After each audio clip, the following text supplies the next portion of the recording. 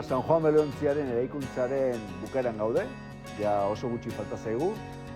Eta batetik hasi gera ja botadura noiz egin behar dugun pentsatzen, eta bestetik ere bai, itsasontzia ekipatzeko behar dian elementu guztiak ere laizter lantzen hasiko gera, batetik aingurak, hemen egingo diala, errementari batzuk egingo dituzte, 500 kiloko aingura hondiak, bestetik belak egin behar ditugu, barrikak, denetarik.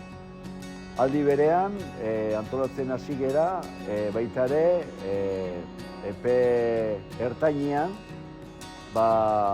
egin nahi dugun zeharkaldia, alegia Pasaiatik Kanadarantza, ezta?